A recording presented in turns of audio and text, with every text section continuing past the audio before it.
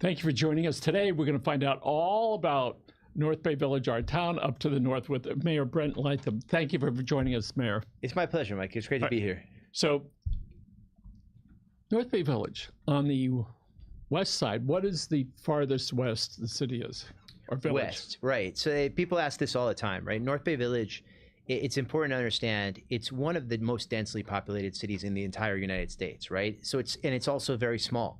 What we have is almost 10,000 people living on about 1/3 square mile of dry land. No, come on. Yeah, and in fact, the total city area is about 1 square mile, but 2/3 of it is water. It's in the bay, so only 1/3 of a square mile of dry land. And I always tell people who are familiar with the area, it's bridge to bridge on 79th Street. Okay. So you have one bridge towards Miami Beach on the east side, and on the west side you have the bridge that goes towards Pelican Harbor, which is county land, and that's where it ends. So North Bay Village has a storied past, which we're going to address a little bit at a time as we go through. But you mentioned about so much water that's there, and a lot of people back when, and including now, were living on their boats. There's a famous case in which a guy had a houseboat, and I think it was the county or the city said, you can't do that. He said, this is my homesteaded property, all right? You can't tow my boat. So tell us, if you remember, what happened then and what is going on now. Yeah, this predates me, but it was, it was some legal wrangling around a guy with a houseboat that felt he had the right to have his houseboat there. This is a very famous case, actually. The guy ended up taking this case all the way to the Supreme Court. Which is an amazing thing. Arguing it himself and won. No, yeah, that's right. In fact, this guy, it's an interesting guy. I don't want to name him because I don't want to get involved in these things, but people know who he is. Very, very eloquent guy, very good arguer of things. And he took this case all the way up to the Supreme Court, and he's done that twice. I think he was the first guy to ever argue a case in front of the Supreme Court himself and win. And this was the houseboat case that he had the right to have this houseboat there. But by the time this ran its course, I think he didn't even have his houseboat there anymore. It's a very long legal process. Yes. And so he moved on. But yeah, it was a houseboat issue. And he must have really enjoyed doing that. I think it also had something to do with whether there was a motor on it or not a motor. But today, because of a lot of things, there are more people that are sort of staying on their boats. You could call it living or staying. So what's going on in North Bay Village? Well, look, Miami-Dade County, as we all know, is a densely populated area, becoming more dense. And one of the questions that people really struggle with day to day is where to live, with the housing situation. And not everybody has a stable housing situation. We're seeing more people now in northern Biscayne Bay, which is a natural harbor area, living on boats one way or another.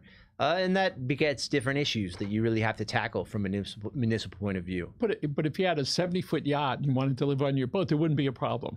Well, probably not, because if you had a 70-foot yacht, you'd likely be able to pay for a marina and be able to dock it and the like. But if you had a big yacht, you probably would also have somewhere else you'd be living at the time. So the people that are the people that are living on their boats, calling that's their home, right? Is there any particular legal argument against them doing that? No, not for living on a boat. The legalities of it come in with how do you manage someone living on a boat, right? And the biggest issue, I would say, for us in North Bay Village, and we're very environmentally conscious because we're surrounded by the bay and the water is what we're about, is how do you manage a human being living in the bay and what comes, from living, and that's tough, right? And then the other thing is access and egress from shore. How do you do that in an orderly fashion?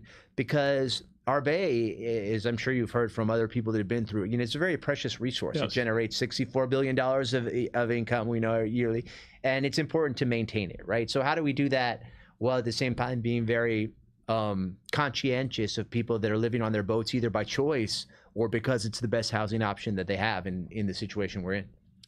So you present very well. You're eloquent. I appreciate that. We haven't gone through the entire thing yet, though. You might not say that at the end. Tell us about your past and why. You can go backwards from why you decided to run for office and what it was like for you. Yeah, I always ask people if they want the long version or the short version, but I'll give you the short version since we're on the clock. I've always been in public service one way or another. Started years ago in the Peace Corps, for example. I've managed nonprofits, worked in education. And public service is important to me, right? And so I never really thought about public service in around me until I saw what was going on in my city, North Bay Village, right? I moved to North Bay Village almost without understanding the difference between one city to another. I was working on the beach. I wanted a place close by. But then this was years ago, I sort of saw how our city was being run, and other people around me as well. And we looked at it and we said, there's a better way to do this, a better way to create social good than what the people that we have in charge are up to right now. And that boils down to, why are you in public service in the end? I think there are different reasons why you're in public service, but if the reason that you're not in public service isn't to create good for your community, then you're in it for the wrong reason. And I felt we needed more people like that. I felt there was an opportunity, and I gave it a shot. Brent, you mentioned about the Peace Corps. What age were you when you went into the Peace Corps? It was 20, 24, 25, something like that. Tell us about what led up to that. Well, I'll tell you exactly what led up to that. So I graduated from college, and I did finance and business, and I started working in an investment banking firm. This was in my 20s, and that was great, and long hours, and making a lot of money. This was the late 90s, good environment for that, making a lot of rich people richer. And it only took me a couple of years to say to myself, is this what I want to spend my life doing? Making myself very wealthy, or making others wealthier as well? And the answer to that was no. And so there was going to be some exploring that needed to be done. And at that time, and this was predates all of the social media and all of our connectivity that we have today, the Peace Corps was an opportunity, sort of ready-made, cut and paste opportunity to go and do something like that. And so I took advantage of that. And it was a great choice. Tell us about your folks. My parents are from here, from Miami. Grew up here, Coral Gables. Personally been around here for, the better part of 4 decades. And my dad practiced at Jackson Memorial in the 60s. Doctor, and my mom also from the Miami area. So yeah, we go back generations in Miami, which I know you do, and it's unusual, right? Because people always ask you in Miami, where are you from? And the answer is usually not Miami. So how did you move from wherever you were to this place of giving? And typically that starts at a pretty young age. When did you start realizing you wanted to do that? That's a good question, man. I think it comes from inside, right? I really don't know. I mean, I've never been asked that. I mean, how do you figure out you want to give back to society? I think some people do, and other people are motivated to give back to themselves. And I don't know where that comes from. A year or so ago, we interviewed a young lady. She's in 10th grade. Her mother was sitting right over there.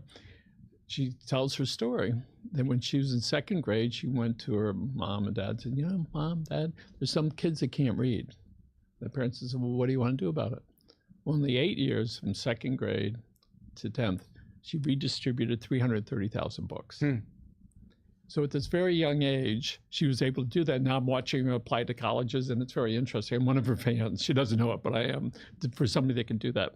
When somebody go in Peace Corps, why don't you tell us about the Peace Corps experience and what people that are involved in the Peace Corps do? Well, I mean, Peace Corps is really important, right? Because it's sort of an opportunity to learn how to give back. Right. And I always say Peace Corps gave me much more. And this, again, we're talking more than 20 years ago now. But this is an experience that gave much more to me than I gave to the people that I was supposedly there to help and serve. So ostensibly, what I was doing was working in microfinance, helping coffee farmers in Central America to improve their businesses, and be more profitable. It was great, but I learned a lot more about life and about patience and about resources and being resourceful from that. That was much more valuable to me than any value I could ever give to anyone at that young age in terms of teaching them how to run a business and this sort of thing. So the city is a business, and you have in a sense, you have the board of directors. I think that's everybody that's there. And of course, then you have the political aspect of that. But I'm sure that you've been involved in new infrastructure projects that people are for and against. How do you handle that? What are some of the things that are coming up? It's not easy. And let me answer that by talking about resource allocation, right? Because you say the city's a business, and I agree to some extent and I disagree to another extent. And this comes from my experience as nonprofits, right?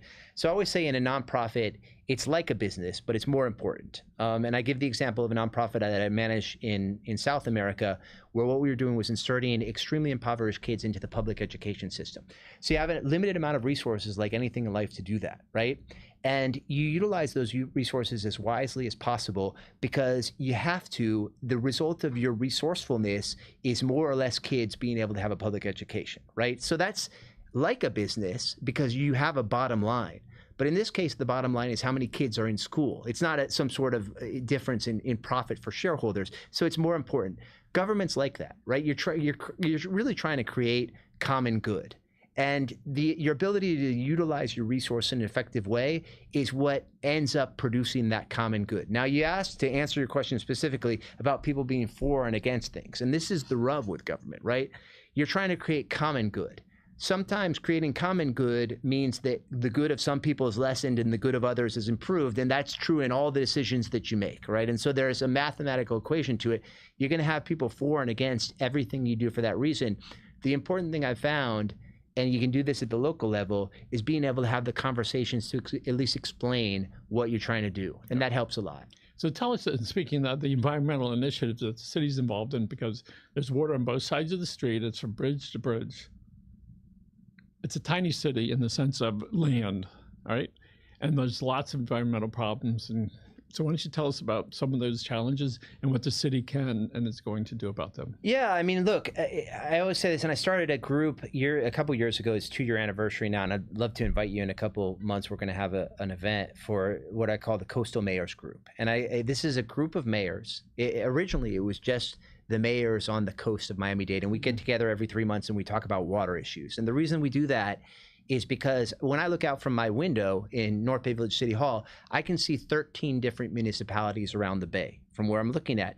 And it just couldn't be any more apparent that no municipality really controls the water, right? We're all partners in what goes into the bay, and we got to work together on that. So what can the municipality do about it? You know, I think the first thing, of course, we can discover things that help. But a small municipality like North Bay Village, the best thing we can do is try to work together with our neighboring municipalities, so we're all doing the same things and trying to improve the health of the bay. And what are some of the cities that connect one way or the other? We've got a whole bunch. I mean, we work with North Miami, with Surfside, El Portal, Miami Shores, Key Biscayne, Palmetto Bay. You know, we started as a group of North Bay mayors, and then we got Karen Cunningham from Palmetto Bay. We got Cutler Bay, all of those areas. So that's because there's some commonality besides the government, but things that we're all acutely aware of. Mm-hmm. Tell us about flooding on the roads in North Bay Village. It's not great, right? And this is something that we're tackling, and it's a long-term project. The taxpayers approved last election cycle, so almost 2 years ago now, a $60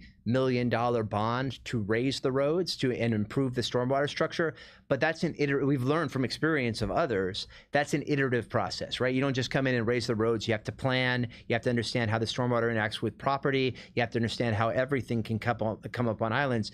And, you know, if we had more than 25 minutes, we could spend 3 hours and I explain to you, you know, how do you go about raising an entire island or series of islands out of the bay? So frequently people like myself go, well, just make it higher. Put the house on stilts, put the road up. But as you're saying, it's more than just that. In North Bay Village, we're fortunate in this sense. I wouldn't want to be Miami or Miami Beach fighting sea level rise and climate change because it's much harder. North Bay Village are 3 islands built from fill when they dredge government cut. So those islands were already engineered up out in the bay, out of the bay, and you can do that again. And we've worked there. Again, it's a very elaborate discussion, but essentially through code. And through public works, you can raise 1/3 of a square mile of land over a period of years to the point where we're going to be high and dry, as long as we're in that middle range of prognostications of where sea level rise is going over the next few decades. So one of the reasons that people live in cities is because they like the schools, they like the parks, they like public safety. So tell us about the police protection that's there. Yeah, North Bay Village has a great police department, and it's based on community policing.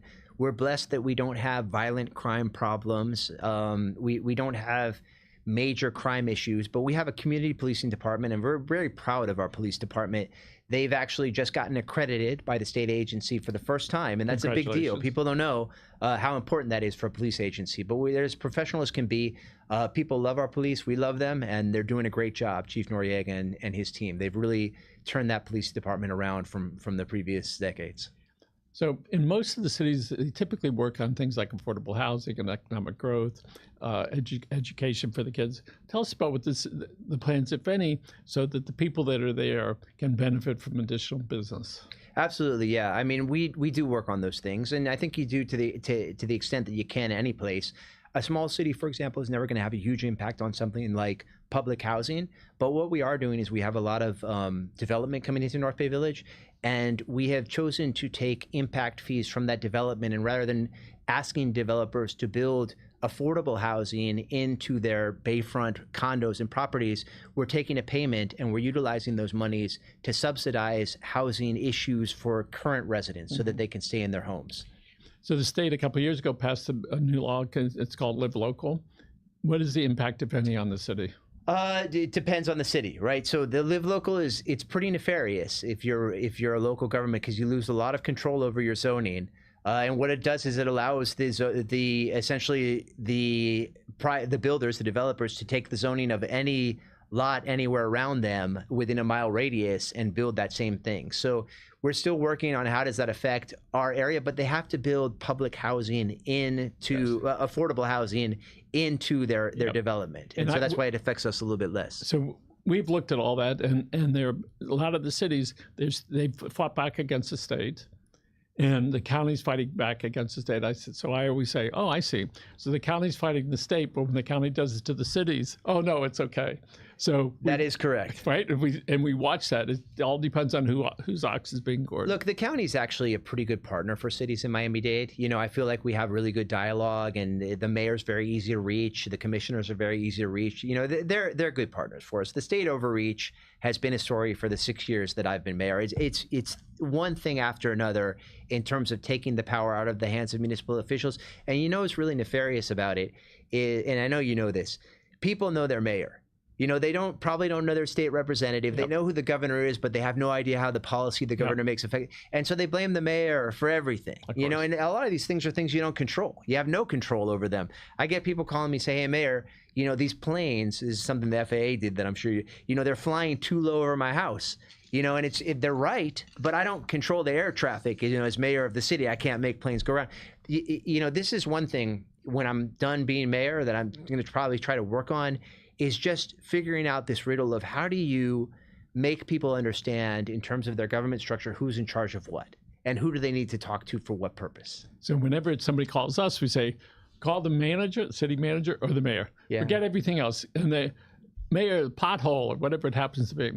So people call you all the time and ask you to try to take care of stuff. Typically, why don't you explain to us what the mayor does versus the council? Is the council there? Yeah, we have a commission. Commission, and then the manager. How does that all work? Well, I mean, I'll tell you, and I know you know this already, the mayor is responsible for a lot less than people think and is able to do a lot less than people think. And, you know, I don't have a problem saying this because, you know, I mentioned why are you into politics, right? You're either into politics to help people or in the worst case scenario for money, and the third reason is power. Right? If you're in it for power, you hate to admit, and you're mayor, you hate to admit that you're actually relatively powerless. The only power I have is the power of persuasion. You know, can I convince my fellow commissioners, because we're five, the mayor is one commissioner or more, we vote on stuff, right? I have to convince them to do things that I need done. I have to convince the village manager to do stuff. You know, they're just trying to convince people all day long and be persuasive.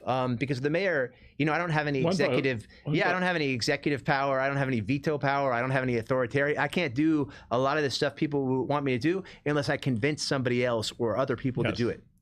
So tell us about the form of government of North Bay Village. Explain how that works. Yeah, it's mayor. So it's mayor or commission manager, right? So the commission. This is a funny thing, right? Because again, the mayor for me for 6 years has been a full-time job, although it's not. People are always surprised that I get paid $600 a month, right? Because that's what the charter says since 1982. The charter of the city determines how the city works, and the charter of the city envisions the mayor and commission as people who turn up once a month, and it envisions the mayor as someone who turns up to a meeting once a month to run a meeting and give direction to the city manager, and then goes about his business, goes home and does his job. The mayor isn't envisioned by the charter to do all this stuff that people in 2024 expect the mayor to do, and so there's friction there, right? How do you manage that? Because people don't like to hear, they're not ready to hear, hey, that's not my responsibility, or go to the village manager. They want the mayor to get stuff done. You're their elected official, right? So you have to manage that. And that's how this ends up in our contemporary age being a full-time job, even though it's envisioned as something very different.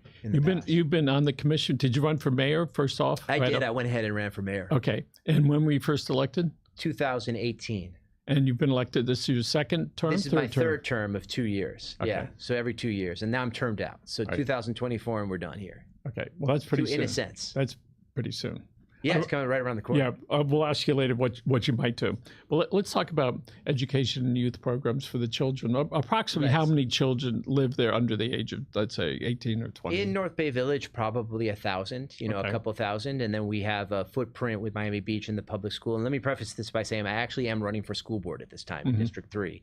And the school has been a focal point of what we've done. So we've got several thousand kids living in the area. That's out of around 10,500 altogether? Yeah, we have, 10 to 20% of them, under 18, 20%, let's say.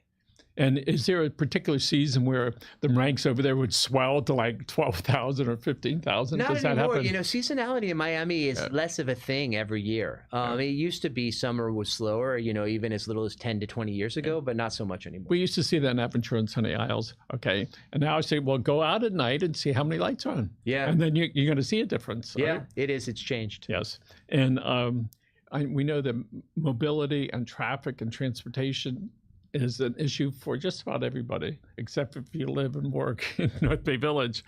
But there are a lot of people going through on your roads all day long. Any estimated count of the number of cars that go through? The estimate we have is 40,000 cars each way on the causeway every day. Yeah, so it's a lot of cars, and people are concerned about traffic. And as soon as you try to go anywhere, you deal with it. Not so much in our city, but right around it. We work. We do some shows with the county agency, and they have a conversation about mobility. And we look at the different ways that people are getting. They have these little scooters that I wouldn't get on. You could pay me. I'm not getting on one of those.